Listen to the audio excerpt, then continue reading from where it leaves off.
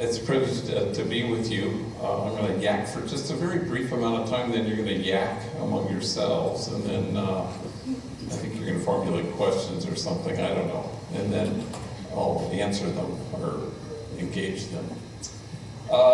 It's a privilege to be here. It was a privilege to be here last night.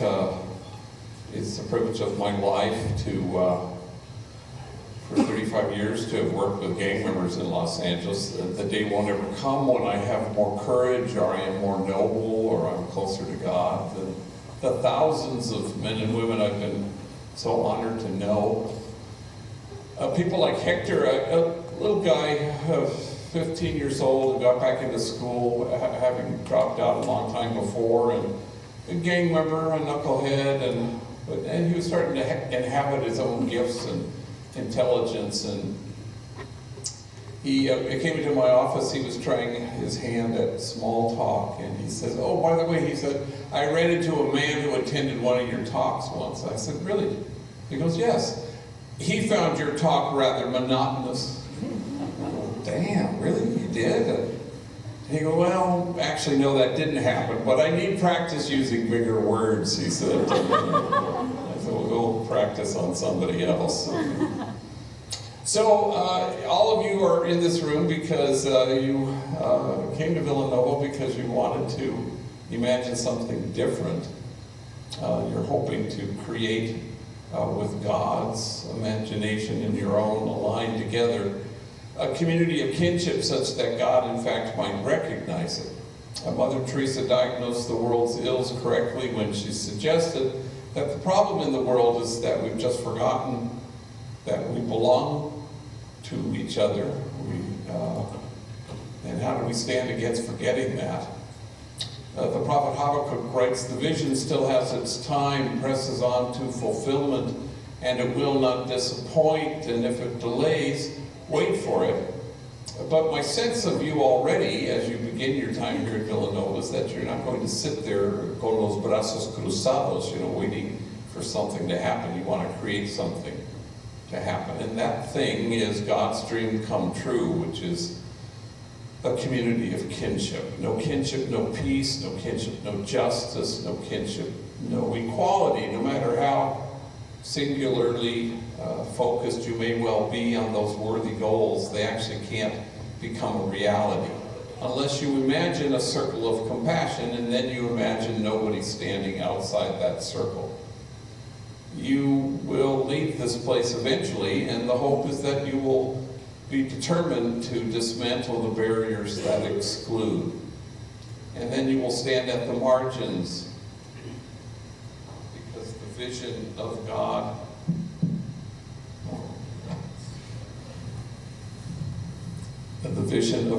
will lead us to a place where we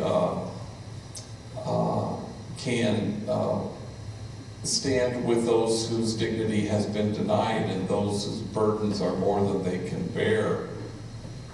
And we get to stand, what a privilege it is to stand with the easily despised and the readily left out. And we get to stand with the demonized so that the demonizing will stop. And with the disposable so that the day will come when we stop throwing people away.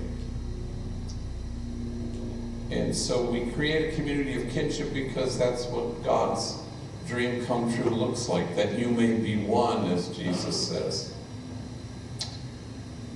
Well, the homies have taught me everything of value, and I'm so grateful to them. But in the last few years, and truly, because I'm on the road a lot, they've taught me how to text, and I'm so grateful to them because I find it sure beats the heck out of actually talking to people.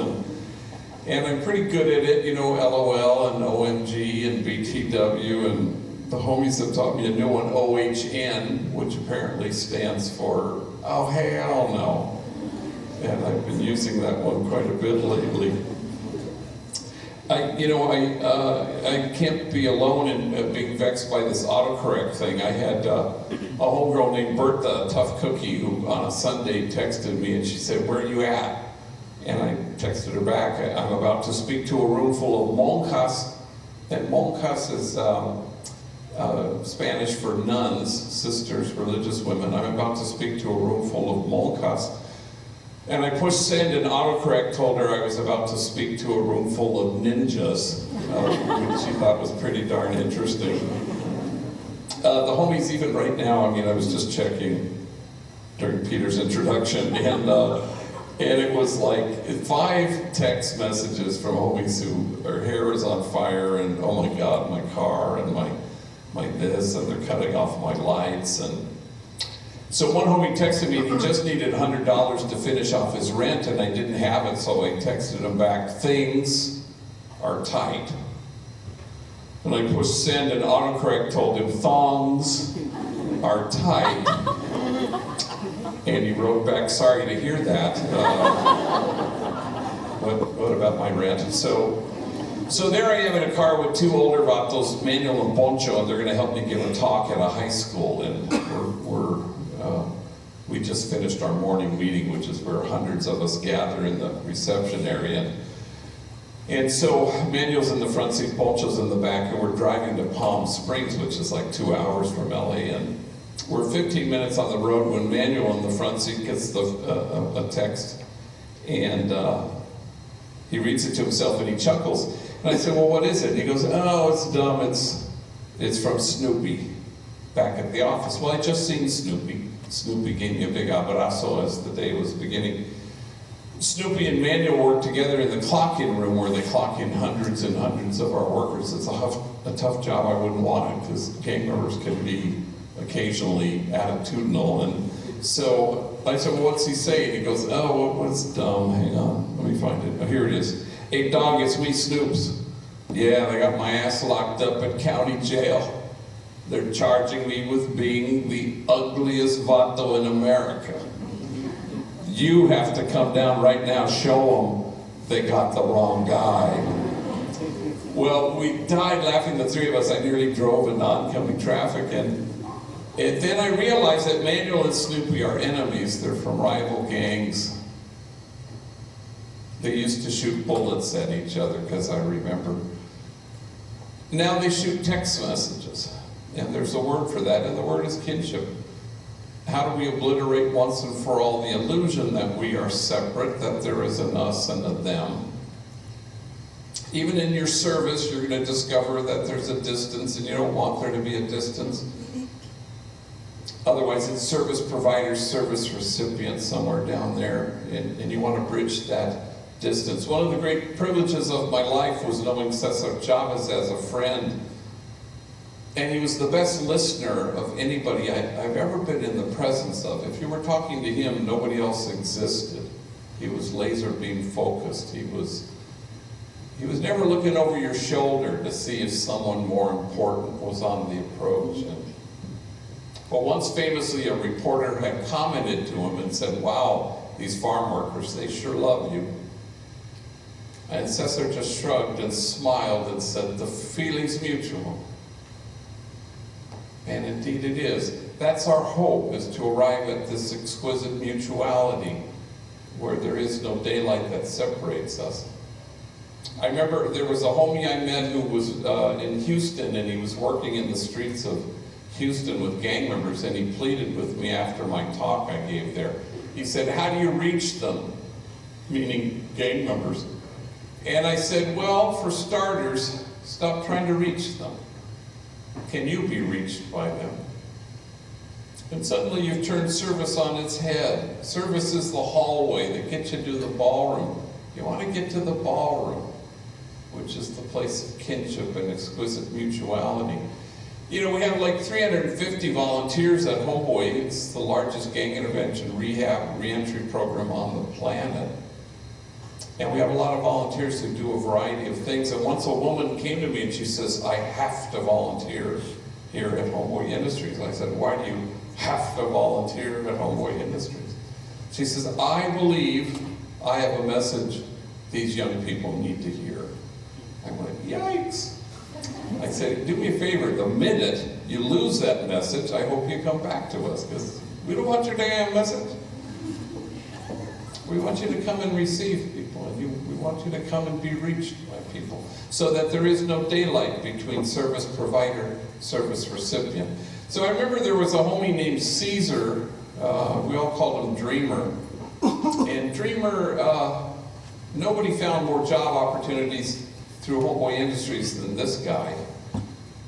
And he's doing fine now. He's in his 40s and he's has a good construction job and married and kids and house.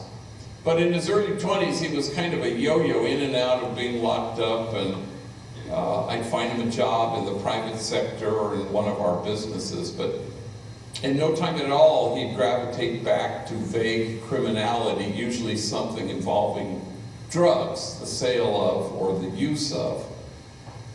And then he'd wander back to me after doing a little stretch in jail. And so it was a very repetitious, frustrating pattern. So this one time he had finished a 4-month stretch, probation violation in county jail, and there he was sitting in front of my desk, and he says what gang members often say, "This time it'll be different." And I go, all right. So with him sitting there, I picked up the phone and I called a friend of mine named Gary, who runs a vending machine company in Alhambra, in California, and he hired homies in the past, so I'm hoping against hope maybe he'll do it again. And sure enough, he does. He says, "You tell that guy he can start tomorrow." That's a holy man right there. So Dreamer began work the next day at the vending machine company. Well, 2 weeks later, there he is again in front of my desk, and I couldn't believe my eyeballs. I said, "Híjole, Madre Santa, here we go all over again." But this time he reaches into his pocket and he pulls out his first paycheck and he waves it proudly. And he says, "Damn, gee, this paycheck makes me feel proper. I mean, my mom, she's proud of me, and my kids, they're not ashamed of me. And you know who I have to thank for this job."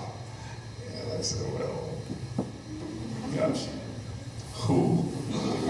And he looked at me strangely and he said, "Well, God, of course." I said, "Oh, yeah, well, that's right. That would be God." Yeah. You thought I was going to say you. I said, "No, gosh, God's number one." He said, "You are so lucky we're not living in them Genesis days." I'm sorry, them Genesis days? He goes, "Yeah, because God would have been had struck down your ass already by now." He said. Well, the thing I most remember was the two of us, we literally fell out of our chairs, howling with laughter. And I defy you to identify exactly who's the service provider and who's the service recipient. It's mutual. So Homeboy Industries was born when I was pastor of the poorest parish in the city of LA. 1986 was when I arrived there. Largest grouping of public housing west of the Mississippi. 8 gangs at war with each other in the housing projects. LAPD named my parish the place of the highest concentration of gang activity in all of Los Angeles. I buried my first young person killed because of this sadness in 1988, and buried my 231st 2 weeks ago. So we did a lot of things. We started a school because there were so many junior high, middle school age gang members who had been given the boot from their home school. And so they were violent and wreaking havoc and selling drugs. So I walked out to them and I would kind of isolate them and I'd say, "Hey, if I found a school that would take you, would you go?" And to my surprise, every single one said, "Yeah, you know, I would." And then I couldn't find a school that would take them. So across the street from the church was is our parochial school, grades K to 8, occupying the first 2 floors. But the third floor, the entire third floor was the convent where the ninjas lived. And so I gathered all the nuns together one evening and I sat them down and I said, "Hey, you know, would you guys mind, you know, moving out, and we could turn the convent into a school for gang members?" And they looked at each other and they said, "Sure." So we're off and running. Gang members came in large numbers. And then they said if only we had jobs, and we tried to march around the factories that surrounded the housing projects, trying to find felony-friendly employers. And then we invented things, a maintenance crew, a landscaping crew, a crew to build our child care center, all made up of rival enemy gang members from the gangs and the projects. Then in 1992, there was the unrest that ignited the whole city, every pocket of poverty after the Rodney King verdict. But our parish didn't explode, so a movie producer named Ray Stark had read in the paper how we managed not to torch our own community, because we had 60 strategically hired rival enemy gang members working side by side with each other. So he summoned me to his office. He happened to have $500 million. He said, "What should I do with my money?" I said, "Well, why don't you buy this abandoned bakery across the street from our school? It's got ovens, you can fix them. Or we could have rival enemy gang members wearing hairnets, baking bread." And he said, "Sure." Oh Boy Bakery was our first business, and it was famous in the world. You know, we would have tours from all over the world. Prince Charles's business advisors, busloads of Japanese tourists, they all came to see the famous Homeboy Bakery, where enemy rival gang members worked side by side. It was kind of an exit ramp off this crazy violent freeway, and prior to that, gang members didn't know how to get off this freeway.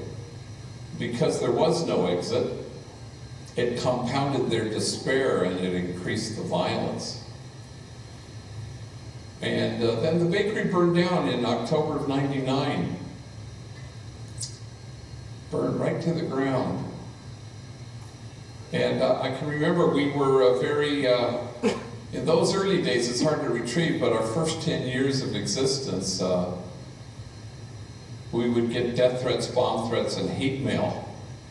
You know, because, not from gang members. Gang members always saw Homeboy as a sign of hope, but people who hated gang members. So the friend of our enemy is our enemy. So if they demonize gang members, they demonize me for helping them. And so I would write an op-ed piece in the LA Times suggesting that gang members were human beings, and what if we invested in them rather than incarcerate them, incarcerate our way out of our problems. So, and then, you know, that would only intensify the bomb threats, death threats, and hate mail. Really horrible things. I can remember once I was sitting in my office about 10 feet away was Lisa, tough homegirl from the project. She was 16 years old, released from probation camp. She was very professional. She answered the phone, "Homeboy Industries, how may I help you?" "Bring that bomb over here, motherfucker." "That's correct." "Yes." 1848 East 1st Street. I go, "I'm sorry, Lisa, what is that now?"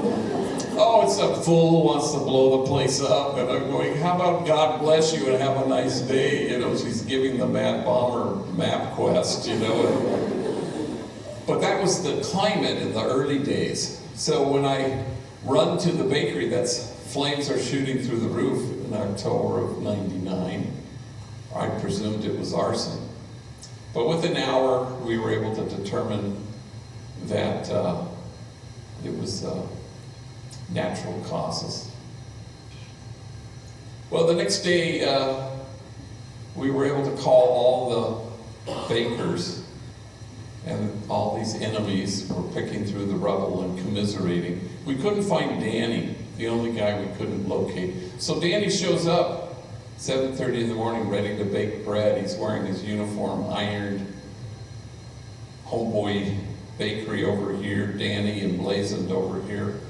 And his step is light as he walks from the bus stop to the bakery, and as he walks into the parking lot, he sees the soggy mess that the firefighters have pulled out, and he sees his co-workers, enemies, picking through the rubble, and he realizes what's happened. So he puts his face in his hands, and he just begins to sob, because this was a whole lot more than a job. It was his reason to get up in the morning, and more importantly, it was his reason not to gangbang the night before, and the union and the kinship, radical and exquisitely mutual, that he experienced at the bakery was deeper than anything he had ever known in his gang and stronger than anything he had ever experienced in his family. So all we could do was surround him with love and the promise of rebuilding, and that's exactly what we did. In those early days, our foreman was a guy named Roman, and Roman was the biggest drug dealer I'd ever met in my life, and I knew them all. And he always resisted my offers to work until one day he said, okay. Probably was the birth of his daughter, Clarissa. And so not only did he work with his enemies, he supervised them, which is a great deal more difficult. And so, but the thing he hated the most was giving tours, and we always wanted people to come, TV crews, busloads, to get the word out, to announce a message about creating a community of kinship where there is no us and them. So he and I were waiting out in front of the bakery one day for a busload of farmers from Central California. People who owned farms wanted to see the famous bakery.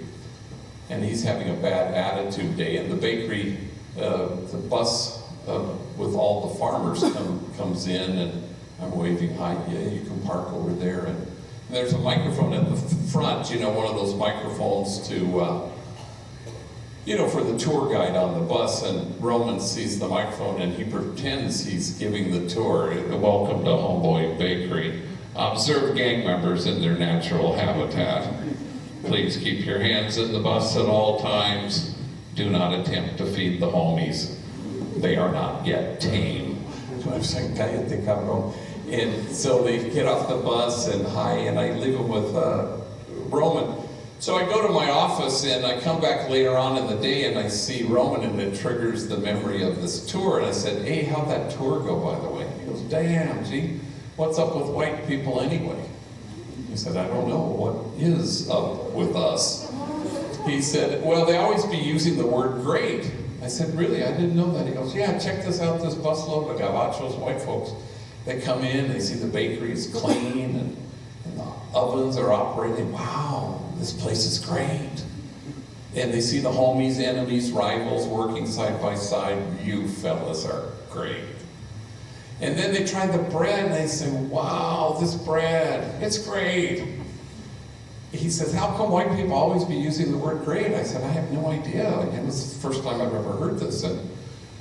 And trust me, from that moment forward, every opportunity I could find, I told him how great he was, just to mess with him. And so, cut to many months later, I pull in at the end of the shift, which ended at 11 o'clock at night, and he sees me, he rushes out to my car. And he says, I can barely get out of the car, and he goes, you're not going to believe what happened yesterday.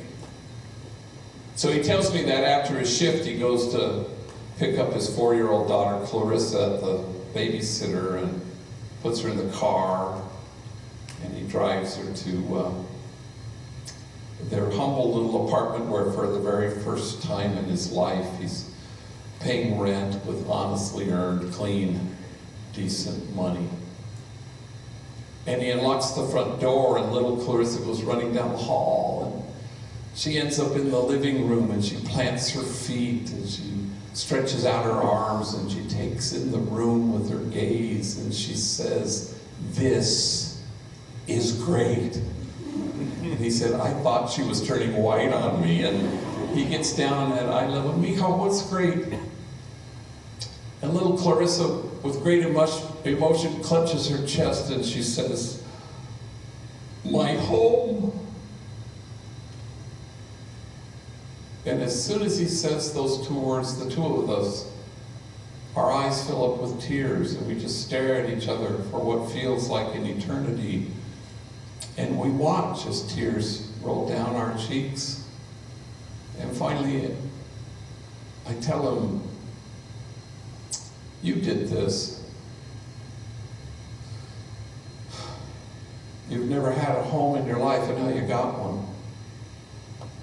You did this. You used to be the biggest drug dealer in town, and you stopped. and you baked bread instead. You did this. You've never had a father in your life, and now you are one. And I hate to have to tell you, but you're great. And I hate to have to tell you, but the first time I ever told that story, first time I ever retrieved it from my memory bank, was to tell it at his funeral 6 months later. Didn't do anything wrong to die. He was packing the trunk of his car for a camping trip.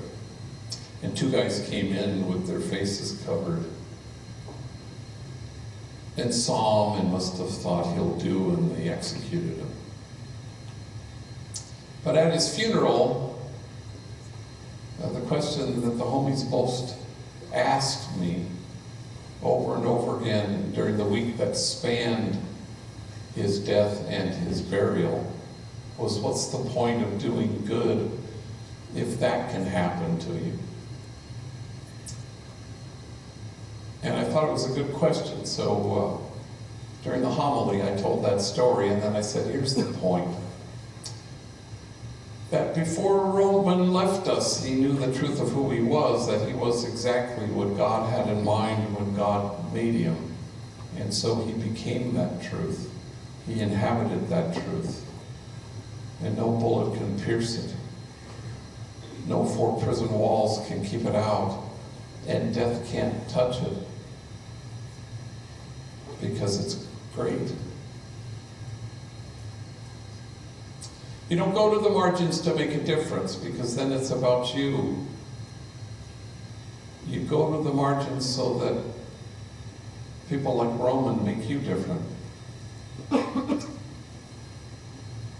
All of us are called to be enlightened witnesses, people who through our kindness and tenderness and focused, attentive love hold the mirror up and return people to themselves. And the soul feels its worth. Or as the Buddhists say, "O nobly born, remember who you really are." But you have to befriend your own wounds, otherwise you may well be tempted to despise the wounded.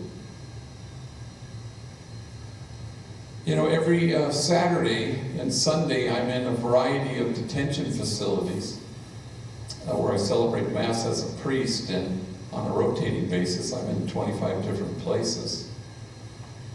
And my pattern is always the same. On Saturdays, you know, I'll do 2 Masses way out in the boondocks for kids locked up, and then I'll race back because I've been in the parish of Dolores Mission for 35 years, and so I know everybody, and the homies in particular ask me to do things. So 1 o'clock baptism, and 2 o'clock wedding, and 3 o'clock a quinceañera where a girl turns 15, and 4 o'clock exorcism.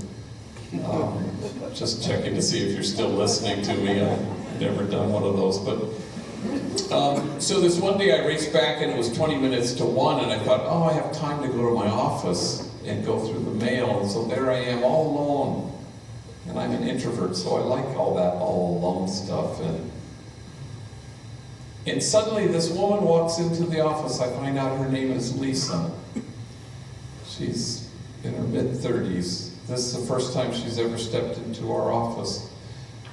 She's kind of well known on First Street. She's a heroin addict, prostitute, gang member, felon, parolee.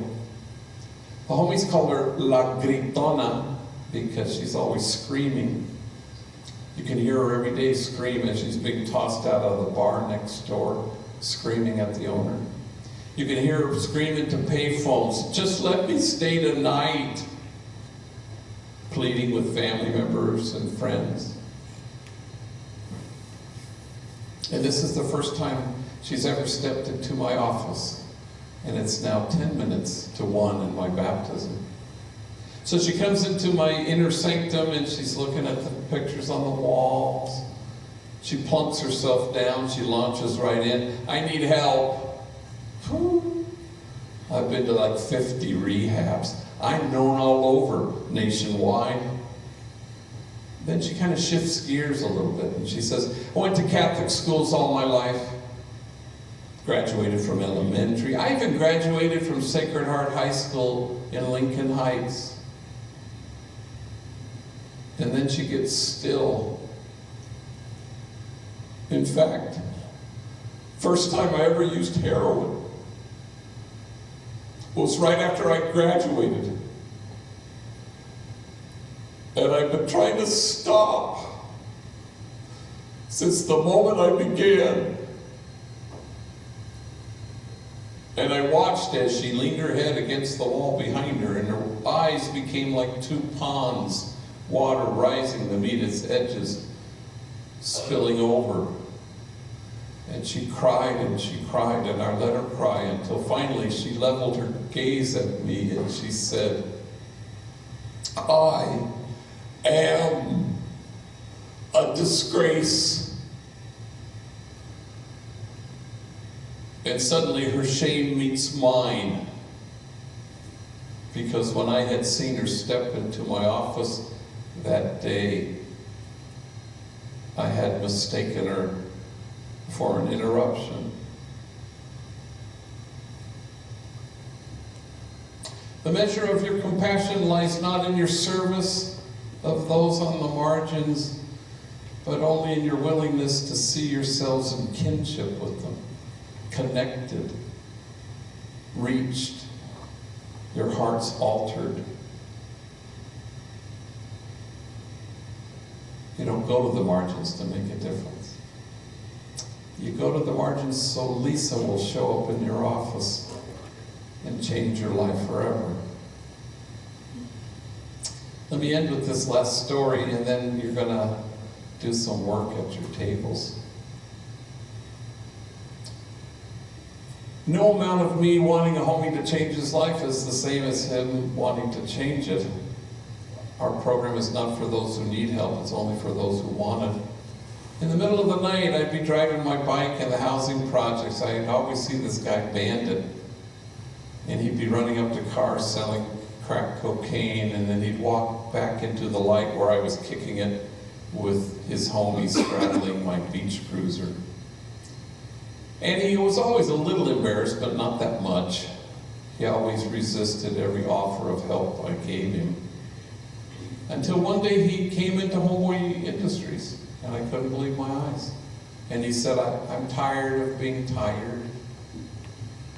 And so he embarked on our 18-month training program. He found healing and rest. He found some respite from his own chronic toxic stress. He came to terms with his life and his torturous childhood. He inhabited the truth of who he was. Oh, nobly born, remember who you really are. And then he left us after 18 months, and we found him a job, an entry-level job in a warehouse. And then within like 5 years or so, he became the head of the whole damn warehouse. He was running the whole show, bought a home, married 2 daughters. And then I hadn't heard from him in years, and no news is usually good news with gang members. But one day on a Friday afternoon, he calls me with a little bit of panic in his voice, and he says, gee, you gotta bless my daughter. I said, ¿Qué pasó, mijo? Is she sick? Is she in the hospital? Oh no, on Sunday she's going to Humboldt College. Imagine. My Jessica is going to college. But she's a little chaparrita, and we're afraid for her because Humboldt's far, it's way up north. Do you think you could give her a blessing before she goes? I go, are you kidding? I'd be honored. Look, tomorrow's Saturday. I have an exorcism at 1, so why don't you come at 12:30 and we'll do a kind of a send-off. And so Bandit and his wife show up with the 2 daughters, including tiny little Jessica. So we stand in front of the altar and we make a circle and we put her in the middle. And I'll say, hey, I'll touch her, put your hands on her shoulder, grab her arm, put your hand on her head, go ahead. And we encircle her and we touch her. And I tell them to bow their heads and to close their eyes, and as the homies say, I do a long-ass prayer. I go on and on.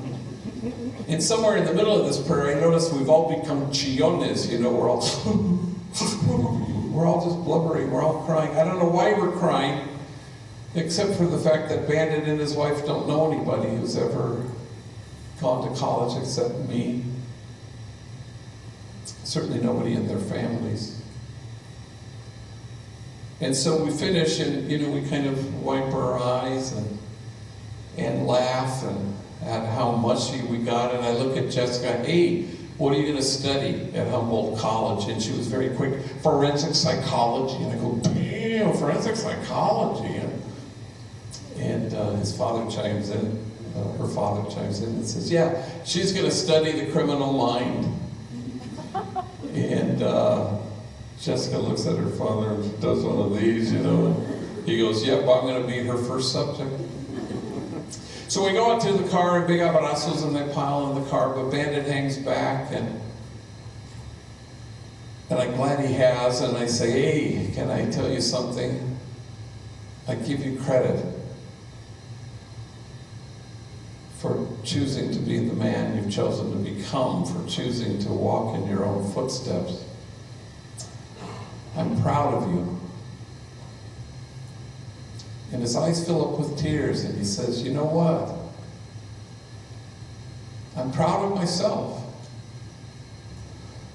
All my life, people called me a lowlife, a buena para nada, a good for nothing. I guess I showed them. I said, yeah, I guess you did. And the soul feels its worth, exactly what God had in mind. It's mutual. And so you go to the margins so that your hearts will be altered. You don't go there to make a difference. You go there so that you are made different. You don't go there to reach people or to give them your message. You go there to enter into the exquisite mutuality, which is God's dream come true. No us and them, just us. No kinship, no peace, no kinship, no justice, no kinship, no equality. For the vision still has its time, presses on to fulfillment, and it will not disappoint. And if it delays, wait for it. Thank you very much, and I'll get back to you after you've gathered your questions together. The question that my table, or our table, came up with is, how can you help other people reconcile their wounds without first reconciling yours? Like, is it possible to help someone else without first healing your own wounds? Yeah, I think that's a very good point. I think that's exactly how it happens. You're not able to, if you don't welcome your own wounds, I always say, then you're going to be tempted to despise the wounded. I think that sort of describes what's happening in our country at the moment. It's people are in pain, unless if you're a stranger to yourself, then you can't really reconcile. It's the impetus to go to the margins, not to save the world, but because you've come to terms with stuff. So I always will give an example. So there was a homie named Jermaine who was 30 years old, worked at our place, African-American gang member, and he came into my office and he said, I made a discovery today.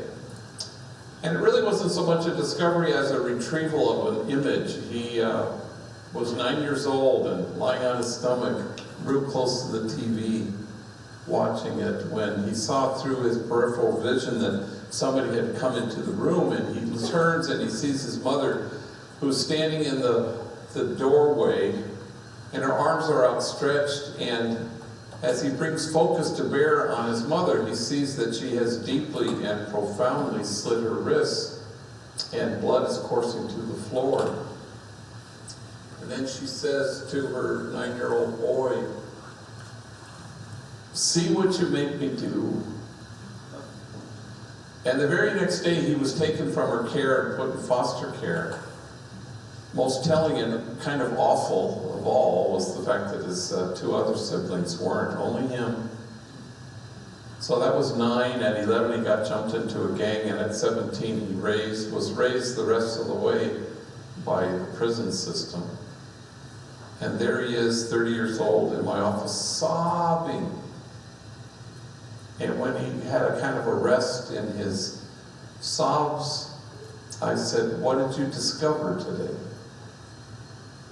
He said, "I discovered that I have always preferred my rage to my shame." And because he made that discovery, for the first time in his life, he was able to forgive his mother for having been mentally ill and forgive himself for having once been a 9-year-old boy.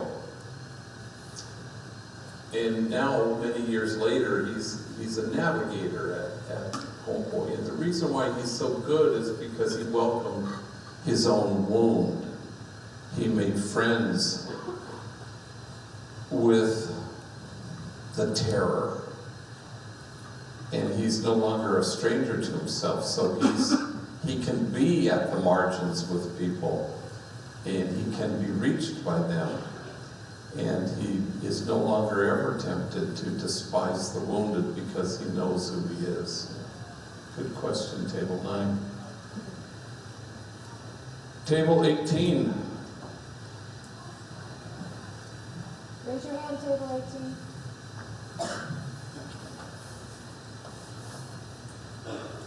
Was there a time Was there a time when it was difficult to have someone reach you, and what did you do to overcome this? Well, I don't know about reaching me.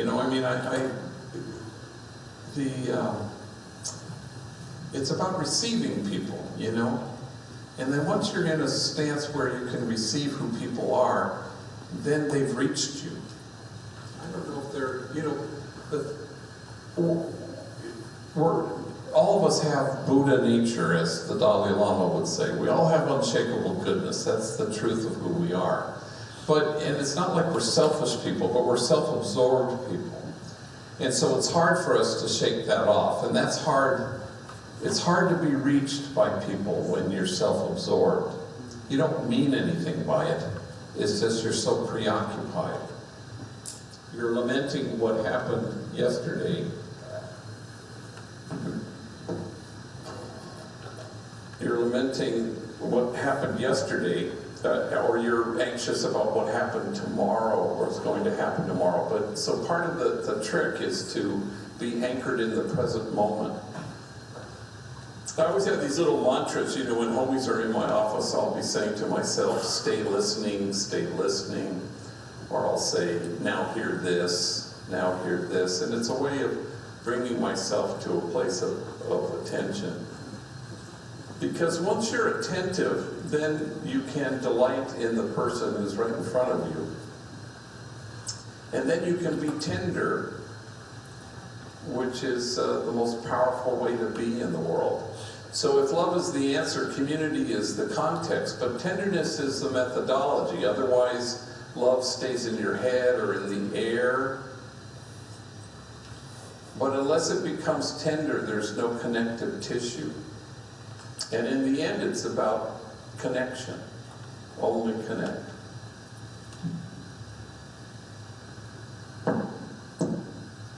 Oh, I have to read a thing, I'm sorry. I'm waiting for somebody to yell out a question. Table 16.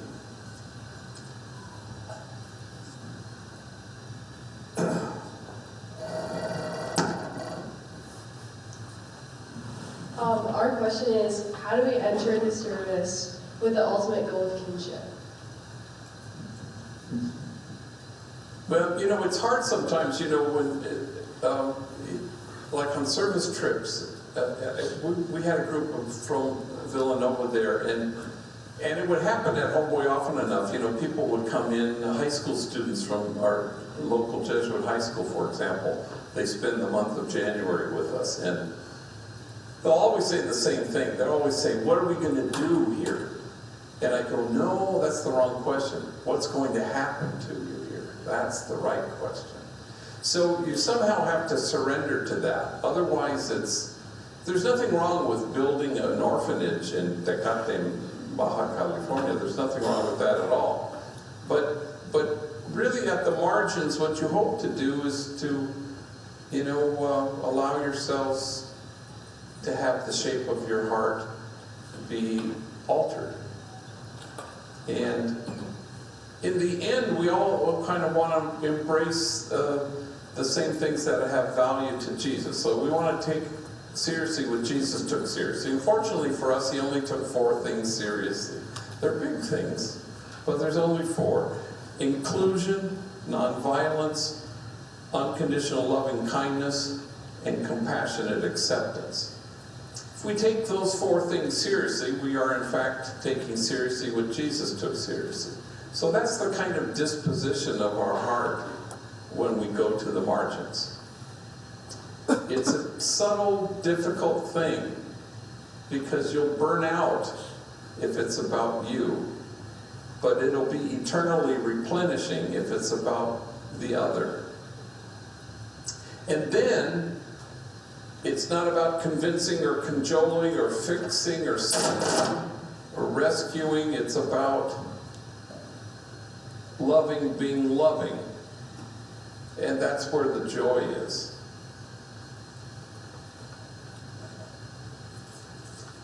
Table 20. No table 20. Okay.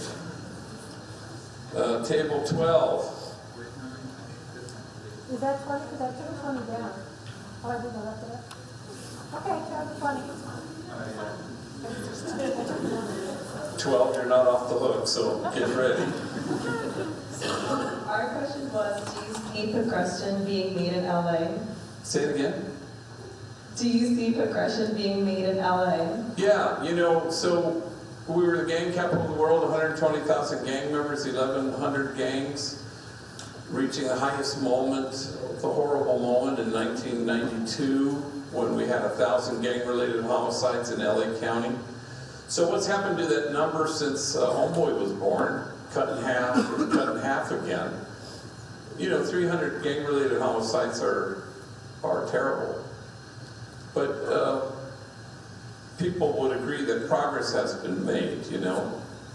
And I think part of the thing is the galvanizing of the imagination of the gang member. You know, there really truly was no way for a gang member to even imagine life outside of gangs, you know.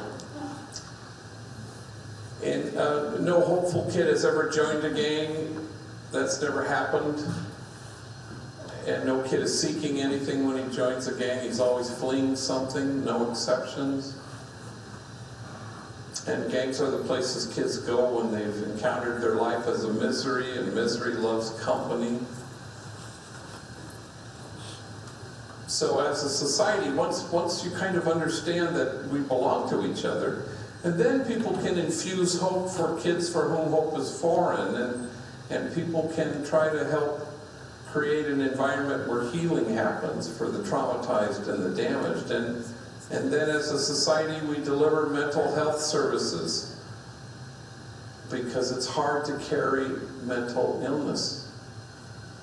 So there's nothing more consequential than the effort to create communities of kinship such that God might recognize them. Right, table 12.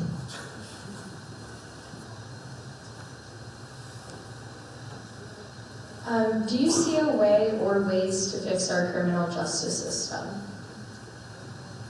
Yeah, you know, for me, I'm such an aerial view guy when it comes to this, you know. So like if you were to talk about policing and police officers coloring outside the lines or excessive use of force, and so we do training, you know, and it's like we don't really get what this is about, I don't think. Or we'll kind of do, we'll want to address racism. Or, everything is about something else. In 19th century medical history, they had all these diseases that were quite vexing and nobody knew what to do. People were dying. But they did what they always did, which was doctors, medicine, hospitals, and people kept dying. Until way over there, quite inadvertently, by accident, somebody addressed the water supply in the sewer system, and what happened to the diseases? They stopped. They disappeared. And the reason is simple, that the diseases were about something else. So the trick is always find the something else. We're kind of so quick, we're impatient and kind of unsophisticated. We think, oh, it's about this, It's about hate, or it's about racism. But there's an idea that's taken root in the world, it's at the root of all that's wrong with it, and the idea would be this, that there just might be lives out there that matter less than other lives. That's the idea we have to stand against. Because you can draw a straight line from that notion to everything. Why we imprison and why we have excessive use of force and why we have an us and them. But nobody has ever met a treatment plan that was worth a damn, that was born from a bad diagnosis. I don't think that's ever happened. The largest mental institution on the planet Earth is LA County Jail. What does that tell us about how we're not really dealing with stuff? So everything's about something else. So we need to be slower, not quicker. We need to kind of connect the dots. But this is why I think no kinship, no peace, no kinship, no justice, no kinship, no equality, because it just won't matter how much you think you're addressing stuff head on if we don't think we belong to each other. But everything changes the minute we do. You see the homeless different, you see the gang member different, you see the prisoner different, you see the criminal different. Then you want to see as God sees. You want to get underneath stuff. You want to be mystical, which is to see the whole person and to know that everybody's a whole lot more than the worst things they've ever done. But that's a mystical way of seeing. I presume will tell me when to stop talking. Table 7.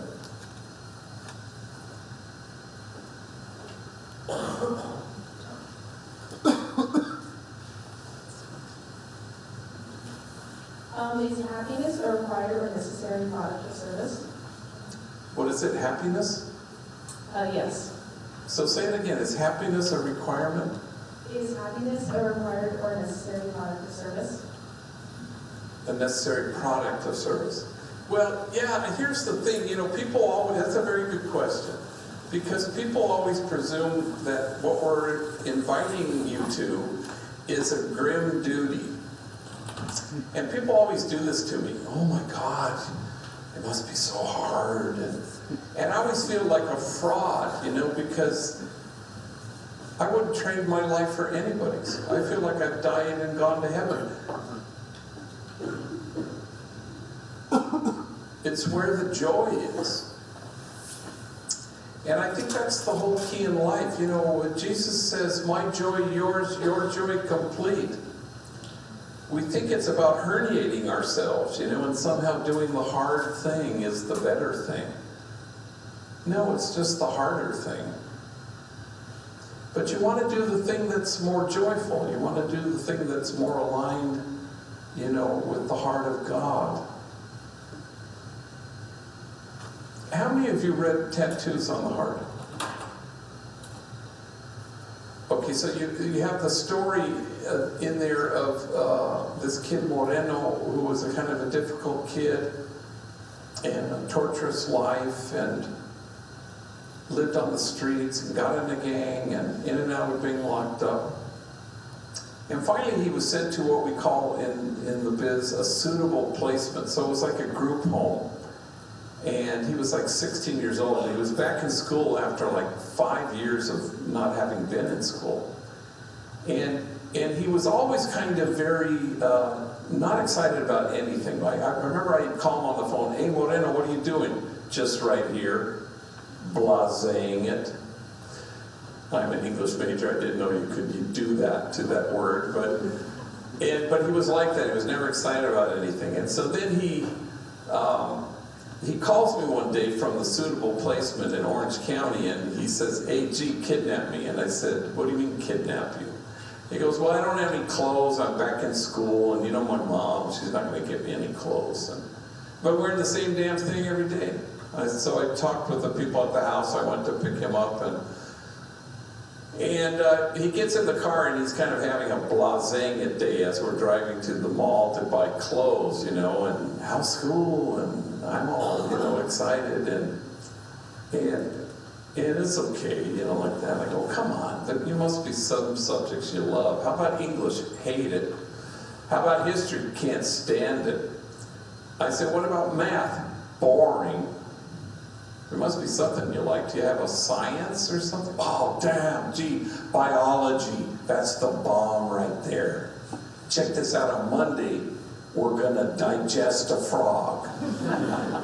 Well, I almost drove into oncoming traffic. I died laughing, and I said, "Well, actually, son, it's dissect a frog." He said, "Whatever. Monday, we're fucking with a frog." Well, shortly after the book came out, he was playing football with some neighborhood kids, and I don't know what happened, but somebody came by, saw him, and killed him. He was beloved at Homeboy Industries. That was a devastating death. And I can remember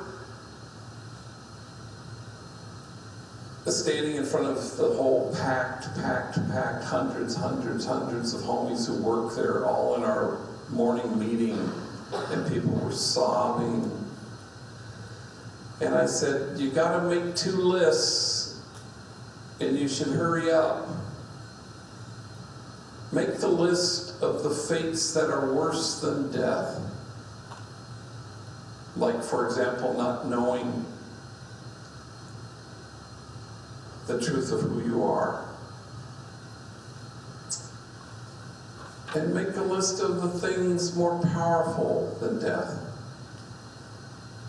like love and the communion that we experience in this room. Because if death is the worst thing that can happen to you, then you'll be toppled by life itself.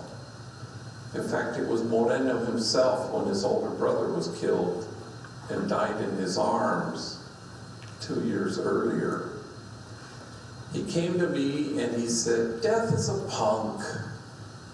I said, "That's right. It is. Scripture would say it differently. Death has no sting. Death has no power." Once you're anchored in loving, being loving, that's where the joy is. The joy is not in being successful at whatever you do. That's a trap. We're not called to be successful, we're called to be faithful. And once you're faithful, you're joyful. You don't go to the margins because it's the harder thing to do. You go there because surprise. It's where the joy is.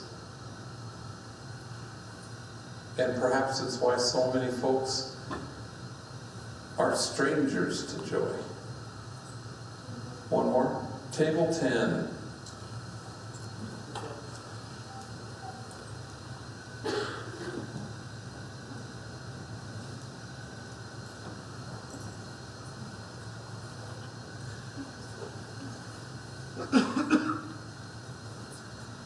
How do you handle the possible dangers of homies leaving their gangs to come to Homeboy Industries? Yeah, there are no dangers. That's a myth. People always, there are all sorts of myths. One of the myths is gang members kids join gangs because they want to belong. Family. That's a myth. There's nothing that draws a kid into a gang. There's nothing attractive. We think there is. That's the outsider view driving the inside of how we see things. The other myth is that one, that it's dangerous if they step away. Even when you tell people that it's a myth, they don't believe you that it's a myth. I've been doing this a long time. It's a myth. Now, it's a little bit like drug rehab, you know. If you used to shoot heroin and you go to rehab and you come out and you see somebody who used to shoot up with you and she's still shooting up. And she said, "Where have you been?" "Well, I went to rehab." "Wow, great. Yeah, I'm not ready." But good for you. It's more like that than anything else. So 95% of all gang members want what the homies have at Homeboy, but they're not ready to do it yet. 5% are really mentally ill, so if you run into them, they may say something to you. But by and large, it just doesn't happen that there's that kind of mythic blood in, blood out. The only way to leave is in a coffin or some craziness that Hollywood has purported. Everyone is born wanting the same things. Everyone. We stand in awe at what the poor have to carry rather than in judgment at how they carry it. And I'll end with one story because I always have to end with a story. So homies will come to me and they'll say, "I'm ready, ready, ready," and I'll say, "Okay, I have an opening in the bakery, but you have to work with X, Y, and Z," and I rattle off the names of enemies and rivals, and they always say the same thing initially. "I'll work with them, I'm not going to talk to them." And I remember how much that bothered me in my early years, until you discover, of course, that it's impossible for human beings to demonize people they know. Humans can't pull that off. So I had a homie named, we all called him Youngster. He was a little tiny guy, 19 years old, and I thought he was ready. So I brought him over to our Homeboy silkscreen factory. The silkscreen has been around now for like 27 years. Thousands and thousands of rival enemy gang members have worked side by side there over the years. We do high quality work, reasonably priced. We UPS to Philadelphia, I'm just saying. And so I brought him over there, and there were about 30 co-workers there, and most of them were enemies, rivals of this kid. And so I watch him as I introduce him to the group, and he shakes hands with each one, firm handshake, and he looks people in the eye, and I think, wow, this is great. Until he gets to the last kid, a kid everybody called Puppet. And when Puppet and Youngster are in each other's vicinity, they mumble something, they stare at their shoes, they don't shake hands. Well, I know they're enemies, but he just shook hands with a whole bunch of them. What I find out later is that this is a hatred that was really quite personal and so deep that neither of them thought they could really get past it. So I sensed that much at the moment, and I said, "Look, you know, if you guys can't hang working together, let me know. I have a gang of people who want this job." And they were silent. Well, cut to 6 months later, a Puppet leaves his home to go to a corner store some distance from his house, and he purchases something.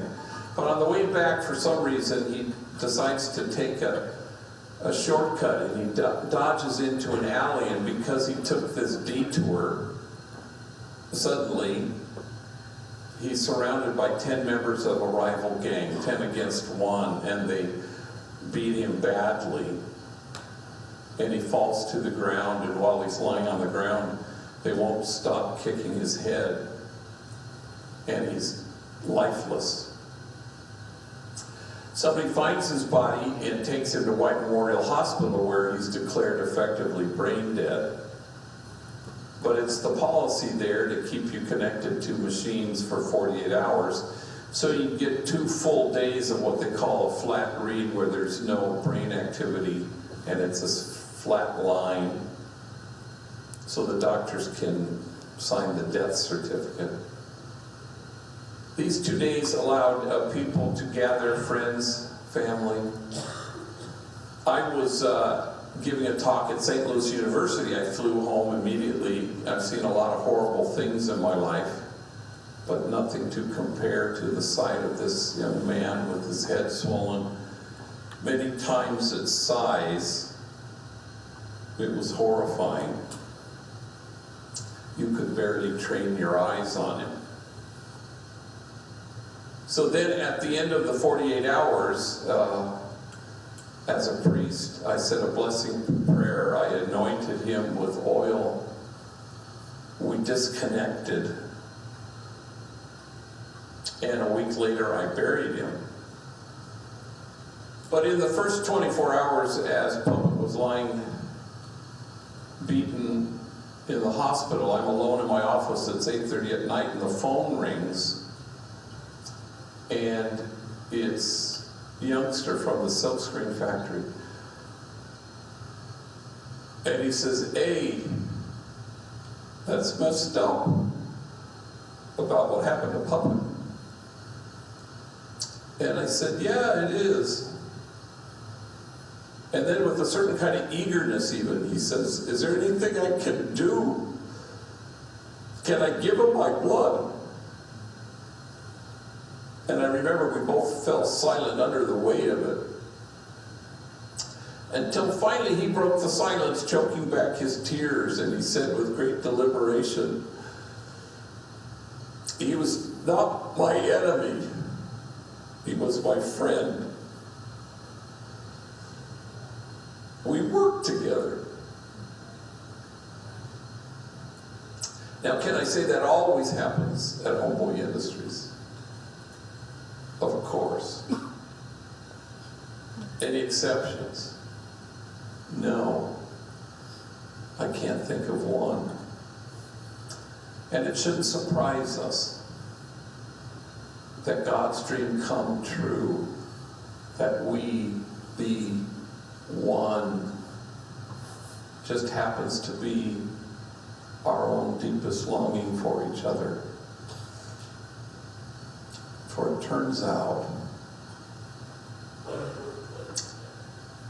it's mutual. Thank you very much